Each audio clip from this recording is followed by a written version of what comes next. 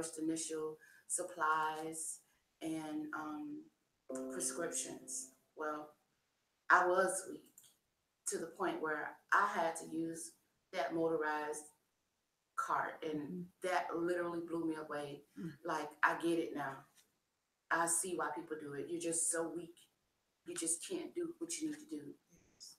When I got to that point, I knew then I needed to fight the fight to beat diabetes, as well as after we turned in all of my prescriptions that I had, and we waited for about 30 minutes.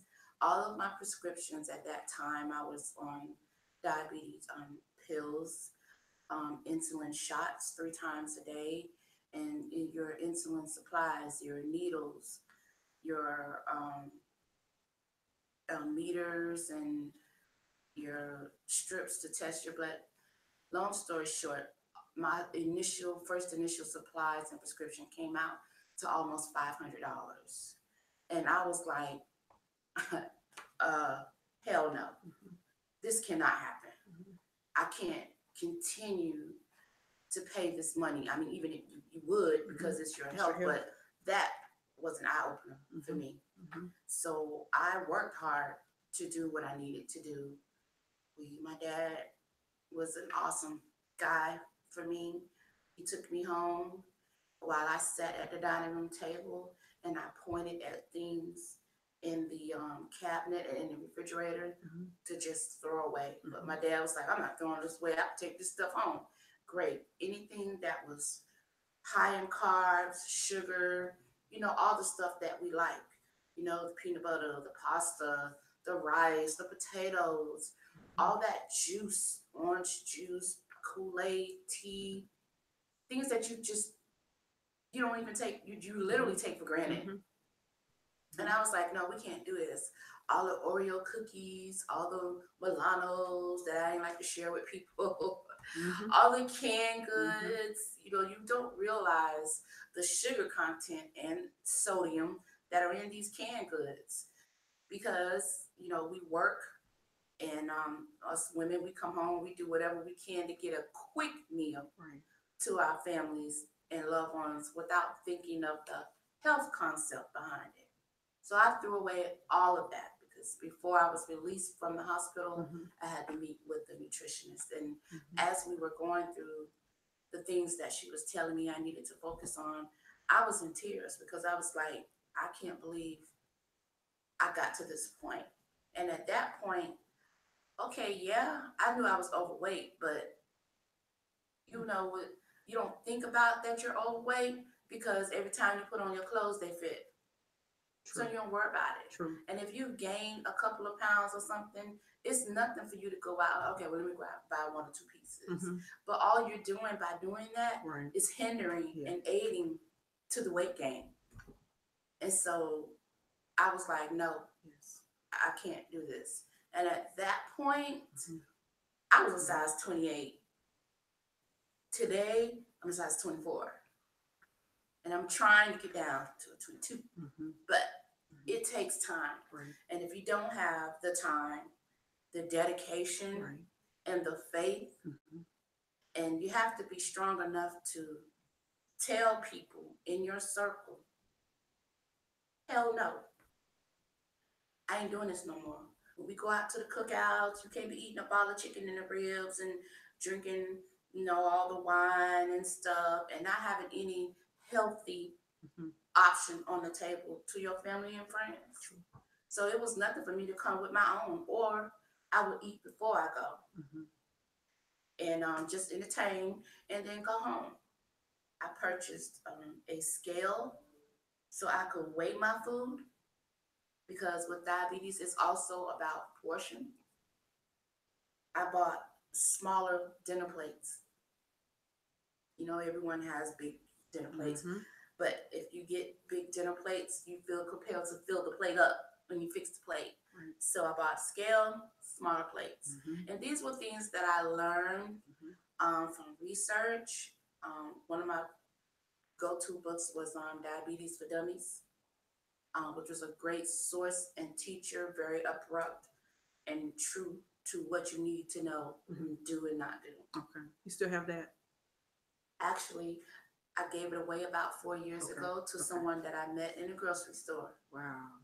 that was obese, and I happened to when you're standing in front of the seafood area, you just look in people's baskets, just to Right. see what they got. Right. And I'm like, beautiful young lady. She was overweight and she had all the wrong things in her cart.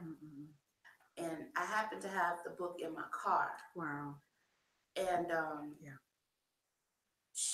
I said, excuse me, if you don't mind, I'd like to share a story with you. She said, okay. And I told her of when I got sick, when I was at work, got thirsty and always going to the bathroom and not knowing and going into a diabetic coma because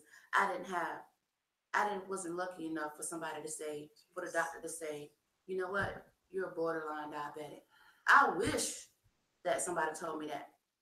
I said, but I'm looking in your basket and I see everything that you're eating and it's not good. I don't want you or anybody to go through what I went through. So I'm sharing my story with you to hopefully encourage you. I'm not badgering you. I'm not trying to be mean. If I was somebody went through something, I would have hoped that they shared it with me. And I signed my name and number in that book and I gave it to her. And she did call and reach out to me a couple of times to say that she was grateful and she was making better choices.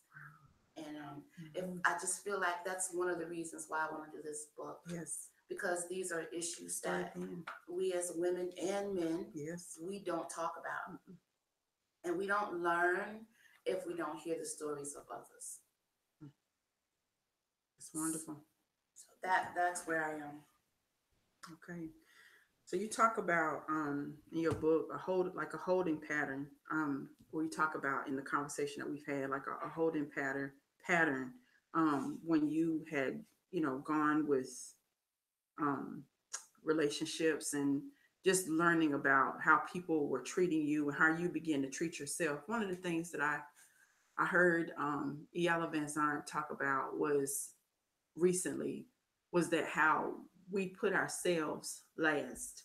That's true. And as a PK, I know one of the things that you can relate to, like me, is the fact that we're always taught and we see our parents putting others first. Yes. Because we are a reflection of God. So we're supposed to put, we're servants. We're supposed to put others first.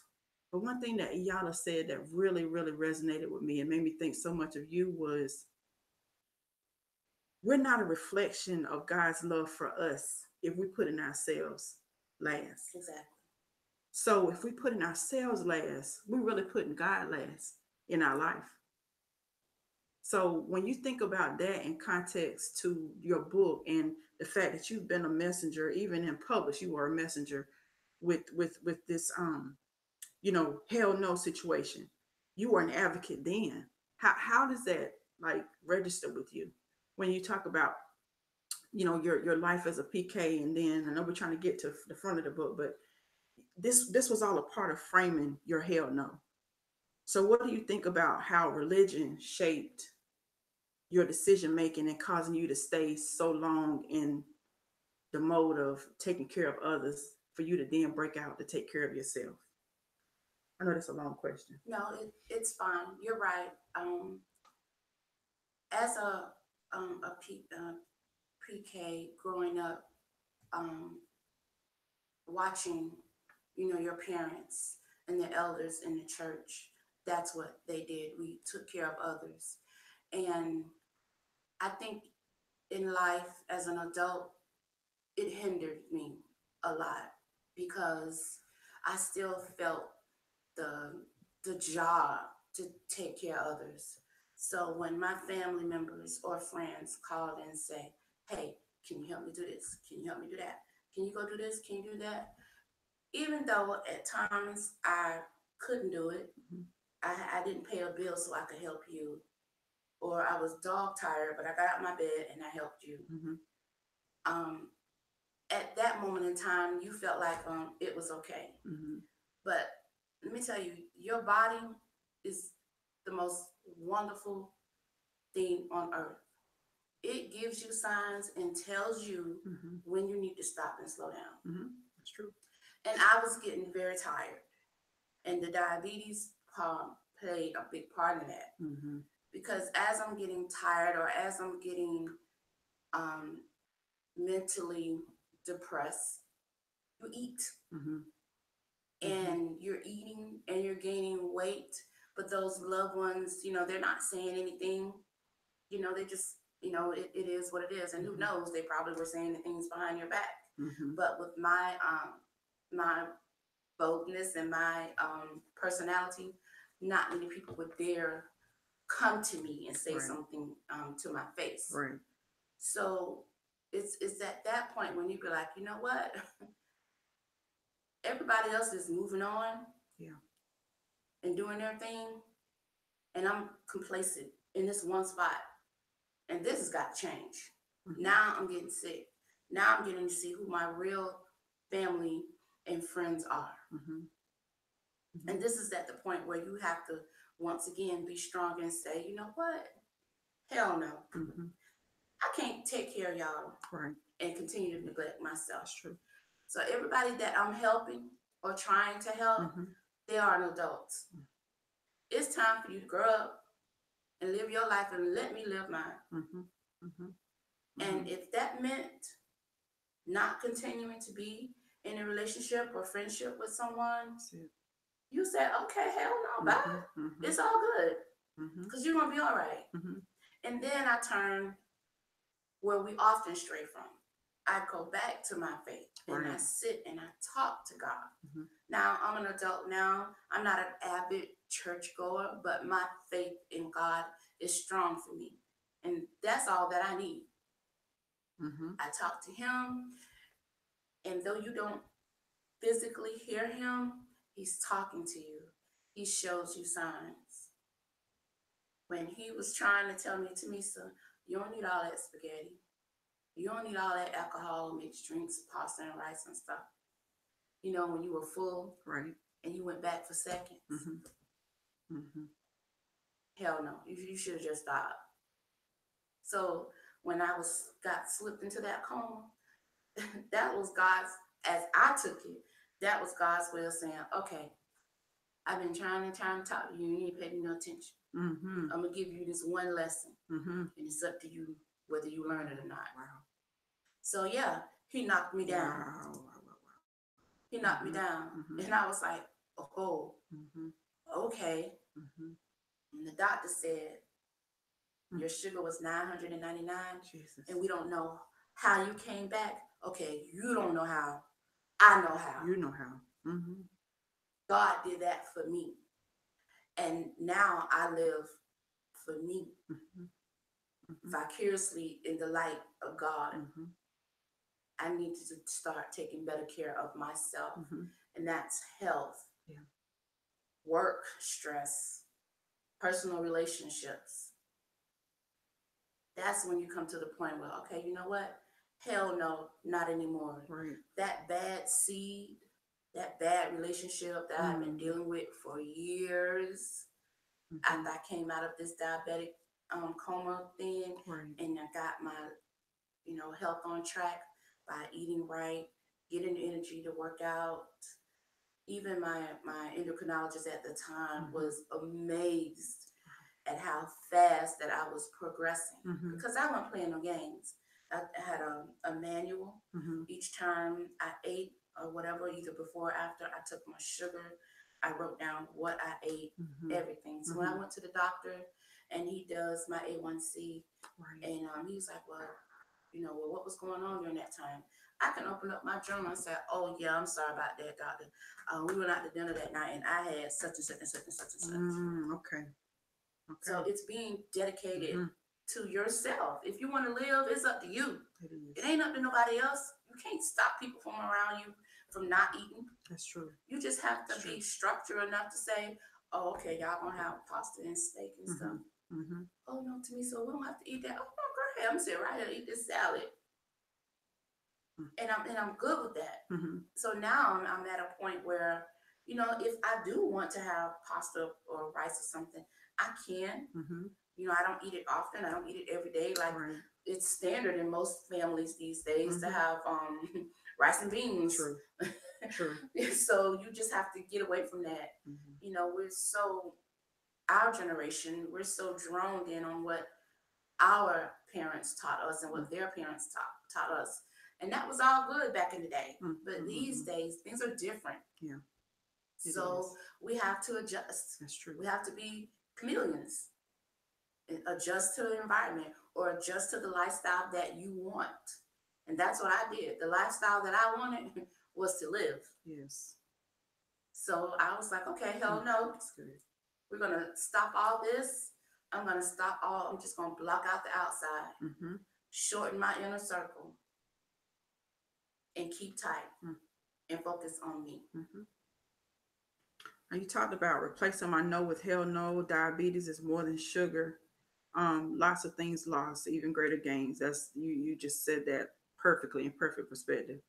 Now, when we're talking about walking in the rain without an umbrella, one thing that I thought about was this quote by Henry David Thoreau, and it says, "It takes two to speak the truth, one to speak and another to hear." And the fact that you are coming into the truth and expressing your truth to others, people are going to be looking at you as an example. They're going to say, okay, well, if Tamisa came through, then I can come through. But it's not just in one area. You talked about your health, you talked about your work stress, relationships, family dynamics, all of these things. And is there anything that you can share just, from family or work, just how you are learning to manage all of those things, how you learn to manage all of those things. We talk about truth, motivation. You talked about so many different things. I mean, I took a whole bunch of notes here, a whole bunch of notes, but having a place for truth. And I really think that when we're talking about health or work stress or relationships, family dynamics, those things we were taught, we have to allow, like you said, that atmosphere to adjust to our environment. Yes. And with that is going to come, it's going to come an undoing of sorts of what was there, the lie, Yep. and the replacement of truth. So can you talk about that a little bit too? Because I think that's a huge part of your book too. Yes. Well, again, um, we're servers. We were brought up as servers, and it carried over into the workplace. And I hate to say it, but as women in the workplace, we have to work a little bit harder. As Black women in the workplace, we have to work even harder. As Black educated women in the workplace, it's on. It's like a fight. It's an ongoing battle. And I know a lot of people, in the workplace, they don't see that, they don't understand that, but I see it. I understand it. So, when your bosses come to you, can you do this? Can you do that? Can you do that? You really don't have the option to say no, like others have the option True. to say no. You have to do it, and you go above and beyond. True. And in order to stay on top in the workplace, if we have to be at the laptop 9, 10 o'clock at night while your family is sleeping after you done work and gave 8, 9, 10 hours, and you gotta come home, you gotta cook, clean, whatever, everybody straight. You can't even focus on your stuff. You gotta go back to work. So true. So, as this stress Mm-hmm. is a huge benefactor to your health. And as your body starts to break down, you better listen to these signs. Oh, you're fatigued. I'm so tired. These are signs of your oncoming health issues and stress at work. Mm-hmm. So I decided, okay, once again, hell no, I can't be doing this at work. I can only give y'all 100%, but I've been raised to give 110%. So I have to back off because now you're messing with my health. You're messing with my mindset. And you can't help but bring that stuff home. So now you're messing with my family. You're messing with my household. Hell no, we can't have this. Mm-hmm. So you have to sit back and you have to reflect. And I often want to encourage people. It's okay to sit down to the table Mhm. with a journal Mhm. and do some pros and cons. Mhm. That helps. Sometimes it's you need to visualize it. Mhm. Okay, what is it can I do at work to help lessen my stress? Mhm. And if that means you need to sit down and have a conversation with your boss, then you need to do that. I mean, you can't go in there acting like Sinead and all that, you know what I'm Right. saying? Got to keep it like Becky. Okay. But it is what it is. And then a lot of times, most managers, if you just tell them, they'll back off. Or they'll give you, a good manager, a good company, will give you the tools that you need to be more productive and successful and stress free. So, one of the things that I love in corporations these days, that I really want to encourage young people and people, in my age that are still out there on the career and still trying to build, get up higher up on the corporate ladder, Mhm. concentrate and do your research on these companies and apply for companies that have a big brand of work-life balance. These companies are the companies that you want to work for. Mhm. See, back in our day, you was afraid to say you're gonna be late because you got a doctor's appointment. True. Right. Because back in that day, as Mhm. women, black women, most of our jobs were hourly. They weren't salary where you're gonna get paid regardless. Mhm. So you had to feel bad for taking the time out to go to the doctor and still work within that 40-hour work week to make your hours up so you can still provide for your family. See, once people sit down and think how this trail is so long that leads up to your health Mhm. issues, Mhm. you'll do more about it. So I talked to my managers, hey, it really would help me out if I had somebody who could help take this on, if somebody could help take this on. Mhm. Or I would appreciate it if when you come to me, Mhm. instead of saying, I need this right now, can you say, I really need this project done. How soon can you get it to me? Mhm. If you give me an honest question, I'm gonna give you an honest answer. I was like, you know what? I got a lot on my plate right now, but I Mhm. can get to it to tomorrow. Mhm. And if that's not Mhm. good for you, that's your choice as a manager to go either wait or go give it to somebody else. Mhm. And you as a person Mhm. should not feel bad about it. Mhm. Why put that added level of stress on you? Just open your mouth and communicate. Mm. That's all you have to do. Wow. One thing that I would love for you to just focus on a little bit, in your profession, um, you in human resources, Mhm. you deal a lot with, vacation. And I guess one thing that's always been in my mind is, when we're talking about health, no, it kind of goes in direct line with that. You see and manage, I mean, nationally, um, you're able to see a view of how people live their life Mhm. on paper.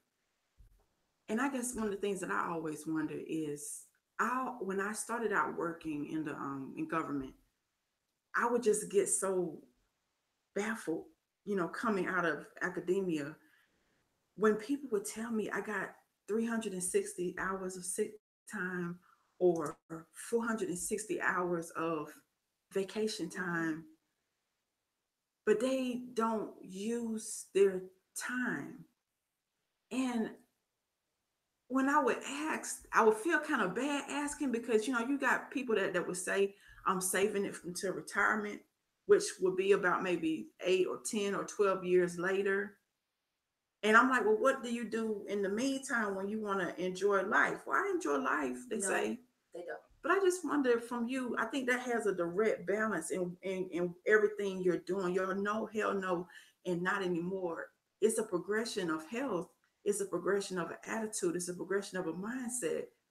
But it kind of goes back to, why do we fix our minds to suffer? Well, we as an adults, our generation, we don't see it as that. It's been instilled in us to, we have to work harder because we're black. We have to work longer to get what we need. We have to do to provide for our family. And back in the day, when grandpa and great grandma was, the son of a sharecropper, that was all good back in those days. But while you're putting in all these hours, you're not living. Okay, yeah, you might go for a weekend getaway from time to time. That's nothing. Mm-hmm. You are not giving your body what it needs. And that's great that you think you want to save up all this time for retirement that you may or may not see because you're running your body into the ground. Yes. You're adding added stress to the Yes. ground. You're Yes. aiding and abetting to them silent killers of high blood pressure and diabetes. Y'all better stop. I know y'all see other people taking their vacation. It's there for a reason. Mm-hmm. And that falls back with looking for companies that believe in this work life balance. They're very adamant about their employees taking their vacation. Mm-hmm. And Mm-hmm. with my new job that I have now, I love. Mm-hmm. Now, one of the things that my manager said to me Wow. was that we want you to take your vacation. We Wow. want you not to take, and it's really hard in Mm-hmm. HR, but even extremely much harder when you're in payroll. Mm-hmm. It's hard to take off because, especially if you have pay cycles every week, it's hard to take off. Mm-hmm. So we take off like a Friday here and have Mm-hmm. like a 3-day weekend, Okay. or a Monday, and we might have a 4-day weekend, Friday, Saturday, Sunday, Right. Monday. Right. This boss that I have now wants me to be able to take a full week off. Wow. And I love Mm-hmm. my job for that. Mm-hmm. That's a job that's concerned Right. about my welfare. Yes. That's to me is saying we want you to Yes. be around for a long time. Yes. So we need for you to break away and go. And that means when you go on these vacations, don't take no laptop. Mm-hmm. This is why I ask, a lot of us, we're so complacent, we'll use our personal cell phone as our work phone. Right. That means you're taking it with you. With my new job, I requested a work phone. So when I go, Mm-hmm. this work phone stays home. Mm-hmm. If I'm on my personal cell phone, I am texting family or friends, Yes. not Yes. work. Yes. That allows me to focus on my family Mm-hmm. and our time together. Wow. And then when I come back, we get back in the work mode. Mm-hmm. Give your body that time it needs to rest, Right. because you're not getting the amount of sleep that you need True. throughout the week. I know we're not, Mm-hmm. especially if we're, working parents. We got to come home, then your second job got to come in. If that means cooking, taking care of kids, taking care of your mate, or whatever. By the time you get to bed, sometimes you be so tired you can't even sleep. Mm-hmm. That's so Then you true. got to get up the next day and do it all over again. Mm-hmm. So I'm saying Mm-hmm. don't save up your vacation like that, because you may not live long enough to see that payout. That's true. Okay, and then I ain't trying to be funny, but when you retire and you get all that money, what you gonna do with it? True. Are you really then gonna go on vacation that you're supposed to do? No, because you're not in that mindset. Mm-hmm. Because all the years that you work, You you've did. been working. What you're gonna turn around and do now is gonna see who you can take care of in the family. Mm-hmm. You see what I'm saying? That's insanity. Exactly. So why do that? Start focusing now on taking time out to live life. Before I was sick, I got sick this last time with the cancer. Anybody who knew me knew I was going to South Carolina literally every other weekend, or Tennessee, or Fort Lauderdale. Just get away, even if it was by myself. Mm-hmm. I loved me. I dated me. I Mm-hmm. took care of me. Right. And I'm fine with that. And people just need to, it's okay Mm-hmm. to go on vacation. You've earned it. Them people at that job don't stress you. You don't even know it. Mm-hmm. Mm-hmm. Take that time out. You've earned it. Mm-hmm. Nothing was given to you. Don't feel bad for taking it. Mm-hmm. Don't worry about money Yes. that you may not have when you retire. You may not even live to retire. And then the rate things going, the age limit keep going up for you to retire. Yes. So live your life now. Don't do away with that at the job. You need to stop and say, okay, hell no. Mm-hmm. I am going to start living my life, not just for me, but for my family as well. As we conclude this last part, I think this is one of the things that I was thinking about this morning, and that is kind of in line with what Iyala was saying. Gratitude changes everything. When you have been under the water, so to speak, and you've been weighted down by cares, by responsibilities, by, oh, I need to do this, I'm the responsible one, or I'm the one in the family that keep everybody together and all this kind of stuff. it lends itself to this. Oh, it lends itself to this space where, you know, you're a superhero, Mm-hmm. and we know that we're not no superhero. We're strengthened by the same strength in God that gives other people strength. But yet sometimes we take on that role. And I'm just gonna be honest, like as we're talking, Mm-hmm. because I'm this is just us dialoguing, but it's your words. One of the things that I struggle with, T, is just, you know, I used to pick up Oprah magazine, Mm-hmm.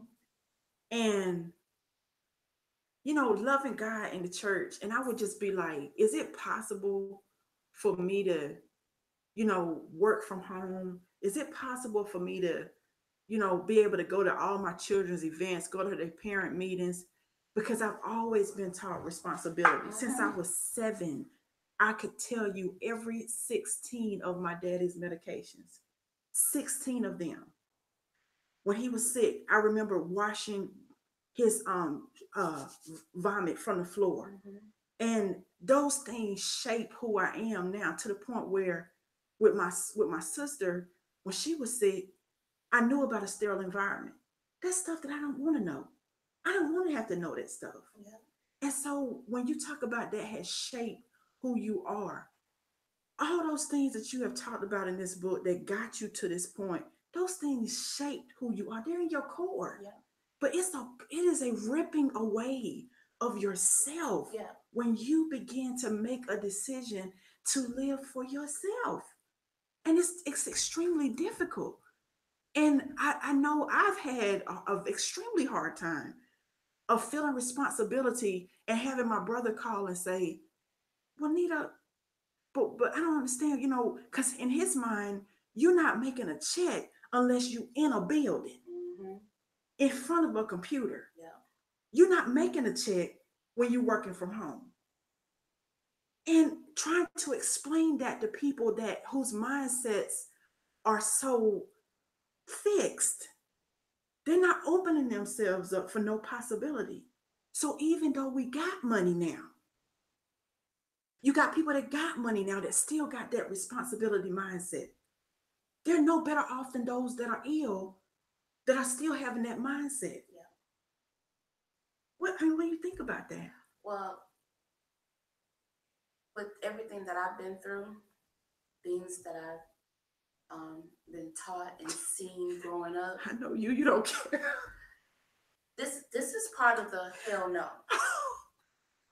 I gotta get there. This is part of the hell no and not anymore. Let me tell you. You know that old saying, Mm, you'll do something about it.